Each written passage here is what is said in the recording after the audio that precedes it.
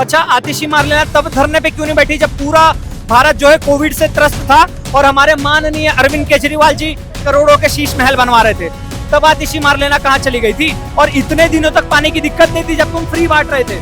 जाके वाटर माफियाओं से पूछो ना, जो टैंकर माफिया इन्होंने बेच रखे हैं, उनसे तो कभी नहीं पूछेंगी। आतिशी मार लेना तब कहाँ चली जाती है जब हमारे यहाँ पे लाखों लाखों लोग को मारा जाता है, तब तो ये कुछ स्टैंड नहीं लेती। जब किसान आके दिल्ली में आके हमारे तिरंगे को हटा देते, तब आतिशी मार लेना कहाँ चली जाती है?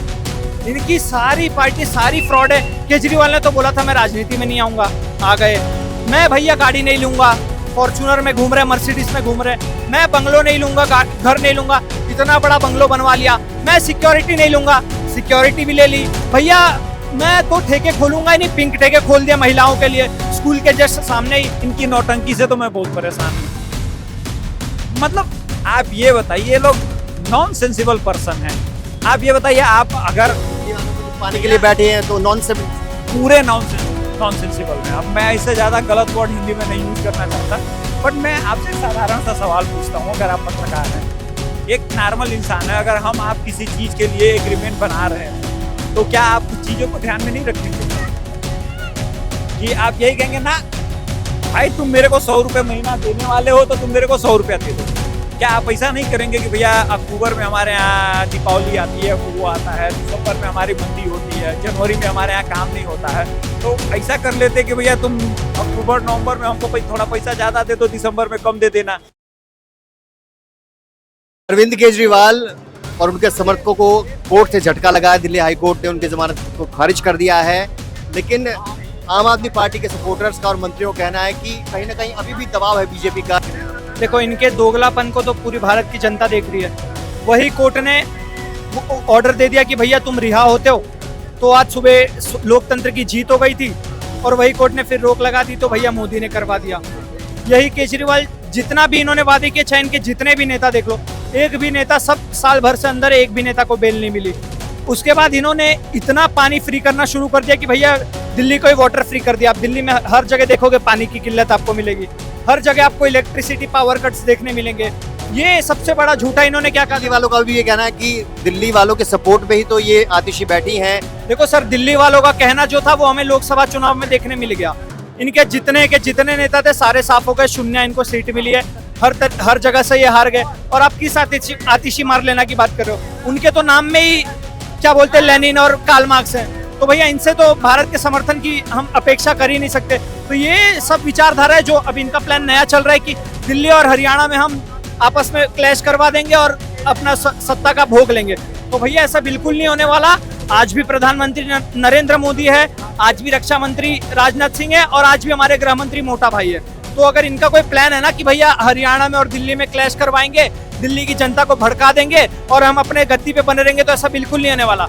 यही केजरीवाल थे ना, इन्होंने क्या बोला था कि अगर किसी नेता पे आरोप भी लगता है तो तुरंत इस्तीफा दे देना चाहिए। इनके तो सारे नेताओं का आरोप साबित हो गया है, फिर भी इन्होंने इस्तीफा नहीं दिया, अभी तक सीएम बन के बैठे हुए। तो इनसे तो भैया हम सत्यता की उम्मीद कर ही नहीं सकते। ऐसे नेता जेल में रहे तो ही हमारा देश सुरक्षित रहेगा। लोकप्रियता में कमी आई आम आदमी पार्टी और उनके नेताओं की लोकप्रियता में कमी आई है। अभी कुछ दिल्ली वाले मेरे साथ थे, उनसे बात हुई है, बोल रहे हैं कि अगर आज चुनाव होते हैं दिल्ली में, उसके बाद भी दिल्ली का मुख्यमंत्री अरविंद केजरीवाल बने। सर अभी तो उनसे आपको पूछना चाहिए था, अभी तो चुनाव हुए, एक भी नेता इनका जीता। 7 के 7 लोकसभा चुनाव से इनको शून्य वोट मिले हैं, सारी की सारी बीजेपी ने जीता है। ये पंजाब जीतते हैं किस पे? गुरपतवंत सिंह पन्नू खुद बोलता है कि हमने फंड दिया था इसको। तो तुम भैया खालिस्तान का समर्थन लेके तो तुम जीत रहे हो। तुम्हारे साथ जिसने पार्टी बनाई थी, चाहे वो कुमार विश्वास हो, चाहे फिर जिसके छाती पे पैर रख के चढ़ गए अन्ना हजारे, सारे के सारे लोगों ने इनका साथ छोड़ दिया। तो ये पार्टी सिर्फ अब भ्रष्टाचारी पार्टी बन के रह गई है, और इस पार्टी का अस्तित्व बहुत ज्यादा दिन नहीं चलने वाला। अब आने वाले दिल्ली के चुनाव में यहाँ से भी ये साफ हो जाएंगे। आतिशी जो धरने पर बैठ गई है और लोगों का सपोर्ट मिल रहा है उनको, मीडिया पर बहुत वाहवाही हो रही है। दिल्ली वाले बोल रहे हैं कि बहुत अच्छा स्टैंड लिया है। अच्छा, आतिशी मार लेना तब धरने पे क्यों नहीं बैठी जब पूरा भारत जो है कोविड से त्रस्त था और हमारे माननीय अरविंद केजरीवाल जी करोड़ों के शीश महल बनवा रहे थे? तब आतिशी मार लेना कहाँ चली गई थी? और इतने दिनों तक पानी की दिक्कत नहीं थी जब तुम फ्री बांट रहे थे। जाके वाटर माफियाओं से पूछो ना, जो टैंकर माफिया इन्होंने बेच रखे हैं, उनसे तो कभी नहीं पूछेंगी। आतिशी मार लेना तब कहाँ चली जाती है जब हमारे यहाँ पे लाखों लाखों लोग को मारा जाता है, तब तो ये कुछ स्टैंड नहीं लेती। जब किसान आके दिल्ली में आके हमारे तिरंगे को हटा देते, तब आतिशी मार लेना कहाँ चली जाती है? इनकी सारी पार्टी सारी फ्रॉड है। केजरीवाल ने तो बोला था मैं राजनीति में नहीं आऊंगा, आ गए।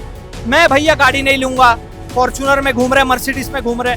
मैं बंगलो नहीं लूंगा, घर नहीं लूंगा, इतना बड़ा बंगलो बनवा लिया। मैं सिक्योरिटी नहीं लूंगा, सिक्योरिटी भी ले ली। भैया मैं तो ठेके खोलूंगा ही नहीं, पिंक ठेके खोल दिया महिलाओं के लिए स्कूल के जस्ट सामने ही।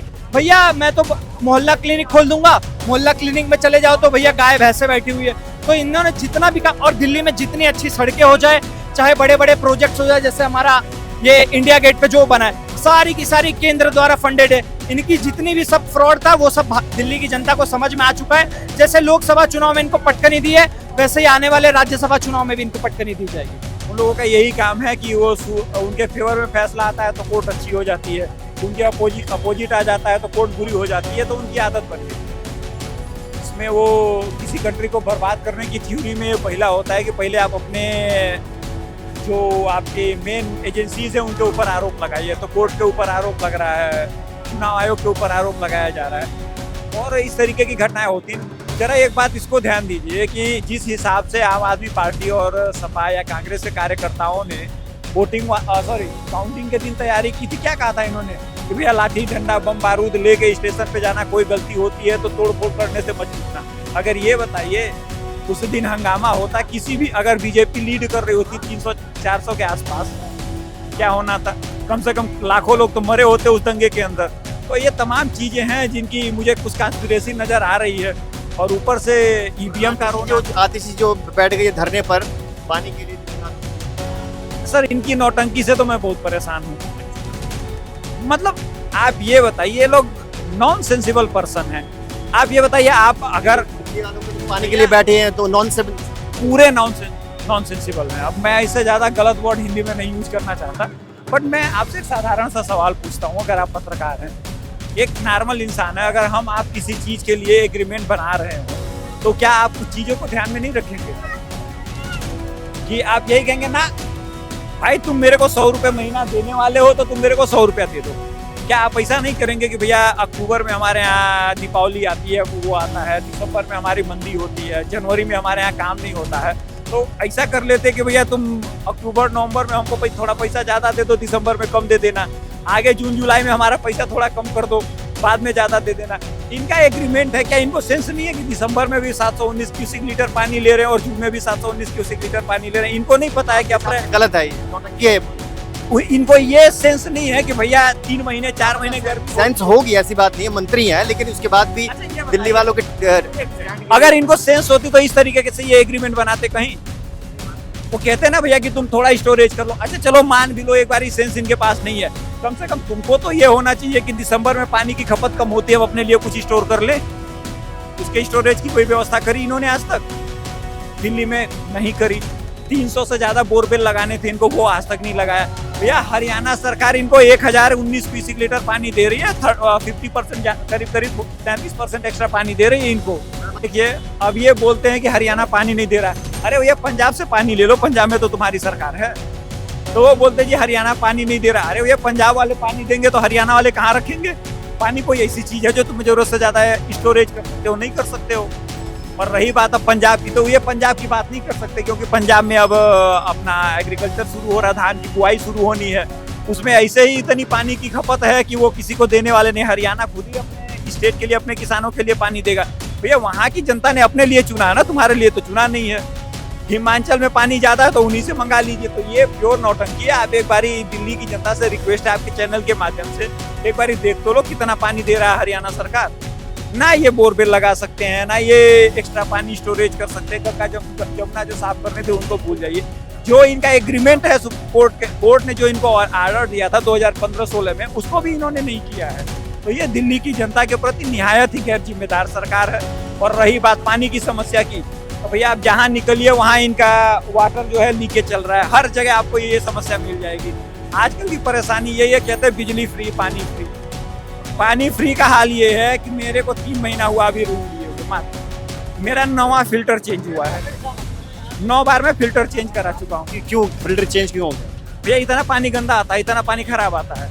टंकी मेरे को हफ्ते में एक बार ही साफ करवानी पड़ती है। पिछले 10 दिनों से हालत ये चल रही है गंदे पानी की कि जो इसके लिए कौन जिम्मेदार? इसके लिए सरकार जिम्मेदार है। भैया जब आपके पास पैसे नहीं होंगे तो आपकी पाइप कैसे सही होगी, उसके लिए तो पैसा देना पड़ेगा ना। शीला दीक्षित छोड़ के गई थी तो जो जल बोर्ड था वो 40,000 करोड़ के ऊपर प्लस में था, आज 70,000 करोड़ के नुकसान में चल रहा है। ये बताइए 10 साल से आप बिजली फ्री, पानी फ्री दे रहे हैं, ठीक है, 10 साल से उनकी सैलरी नहीं गई है, सैलरी गई है कि नहीं गई है, तो भैया सैलरी का पैसा कौन देगा? सैलरी का पैसा फ्री में तो आएगा नहीं। ये इस हमारा जो इकोनॉमिक मॉडल चल रहा है आज की डेट में वो तो सारा कंजप्शन बेस है। भैया हम पानी यूज करेंगे तो पैसा देंगे, हम कहीं मेहनत करेंगे तो उसका पैसा ले लेंगे, नौकरी करेंगे तो उसका पैसा लेंगे। तो जब आपके पास फंड ही नहीं है, आप फ्री में दे रहे हैं। अब इलेक्ट्रिसिटी बोर्ड का है, 30,000 से ज्यादा कर्मचारी उसके 1 लाख 1.5 लाख के करीब उसके पेंशन पे ही है।